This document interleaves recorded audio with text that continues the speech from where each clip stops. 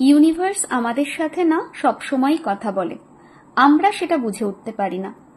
যেমন এই ছবিটা দেখে অনেকেই ভাববে ইটস ওকে, এটা একটা normal picture, but for me it is not at all a normal picture. It is a universal guidance.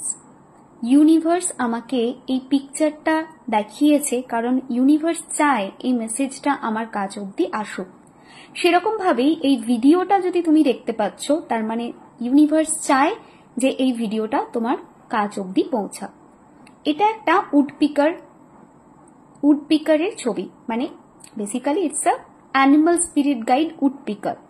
Normal মানুষের কাছে এটা একটা উডপিকার পাখি, but for me it is woodpecker animal spirit guide.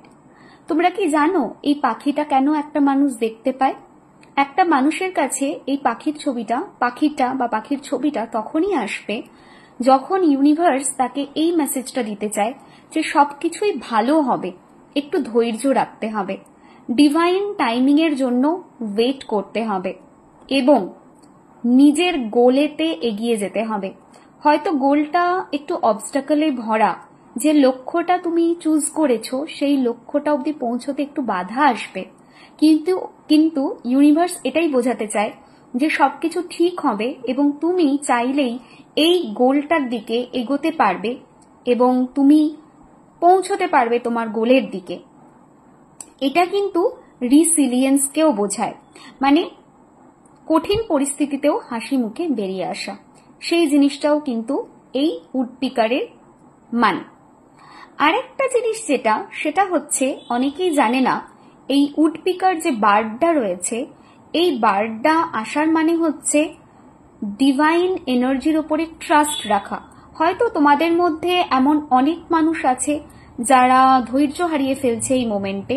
হয়তো তোমাদের মধ্যেই কেউ আছো যে এই মোমেন্টে বলছো আর কতটা ভগবান, আর কতটা পরীক্ষা নেবে। কিন্তু না, এখানে ইউনিভার্স এটা বোঝাতে চাইছে যে যা হবে সেটা ভালো হবে, and trust the divine timing.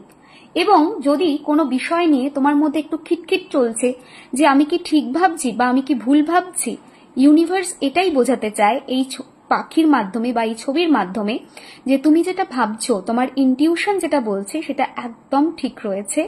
সুতরাং তোমার ইনটিউশনকে একটুখানি প্রায়োরিটি দাও এবং তোমার লাইফে সবকিছু ভালো হতে যাচ্ছে। হিডেন কিছু অপরচুনিটি তোমার সামনে আসবে এবং পেশেন্সটা রাখতে হবে। পেশেন্সটাকে যদি রাখতে পারো, কমিউনিকেশন যদি প্রপার করতে পারো, তাহলে কিন্তু তুমি অনেকটা এগোতে পারবে। সুতরাং সবসময়ই কোনো ছবি দেখলে বা কোনো পাখি দেখলে বা কোনো টাইমে, যেমন ঘড়িতে 11টা 11, 12টা 12 এরকম দেখলে এগুলো নেগলেক্ট করার বিষয় নয়। এটার মাধ্যমে ইউনিভার্স অনেক কিছু বোঝাতে চায়। তোমাকে কি বোঝাতে চাইছে তোমাকে সেটা বুঝতে হবে। কেমন লাগলো ভিডিওটা অবশ্যই জানিও।